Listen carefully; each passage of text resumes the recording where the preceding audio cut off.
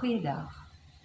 Met die wintervakansie en die koue, moet ek erken dat ek bietjie weggekruip het en stil was.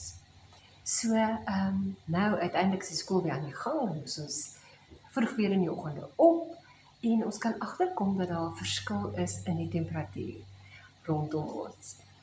En ek moet erken, as ek sekere dier was, sou ek sekerlik 'n beer wou wees. Jy weet, hiberneer in die winter klink vir my nogal na 'n aanloklike opsie. Eet heel somer, lê in die winter, hiberneer, slaap lekker dig warm en verloor al die gewig. Dit klink vir my na 'n goeie idee. Want ek kry maklik koud.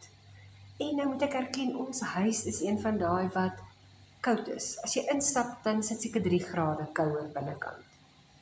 So vir die eerste deel van die vakansie het ek letterlik in die huis weggekruip vir die koue. Want ek was nie lus nie, en as die wind buite waai, dan voel dit nog net erger. En tot op 'n dag wat ek uitstap en besef, dat eintlik is dit buite die huis baie warmer, en skyn die sonnetjie heerlik, en is daar 'n lekker sitkolletjie net op my stoep, waar mense heerlike oggendkoffie, boeklees sessie, dink sessie, ontbyt eet, enigiets kan deurbring, wat baie warmer is as in die huis. En met dit kon ek besef dat, so dikwels is ek versigtig, bang, ongemaklik met iets. En dan kruip ek so diep daarvoor weg, dat ek amper in dit inkruip. Ek het so weggekruip vir die koue, dat ek eintlik gesit en yskoud voel het in die ysige koue huis, waar ek die geleentheid gehad het, as ek bereid was om die potensieel van koue te face, verskoon die Engelse woord, dat ek eintlik sou ontdek dat daar hitte en warmte was. So, baie keer is ek bang vir goed, ongemaklik om dit aan te pak. Dit is buite my verwysingsveld. Dit is nie vir my lekker nie. En dan vermy ek dit.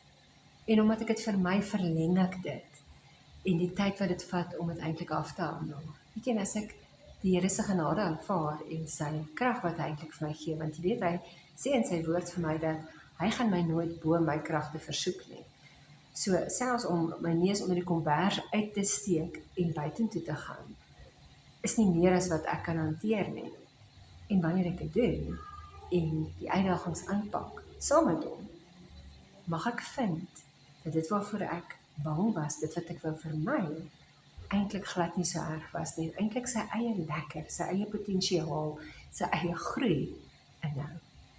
Sterkte vir jou ook as jy dalk baie keer jou neus onder die kombers moet uitsteek en iets aanpak wat nie heeltemal gemaklik is nie. Mooi bly.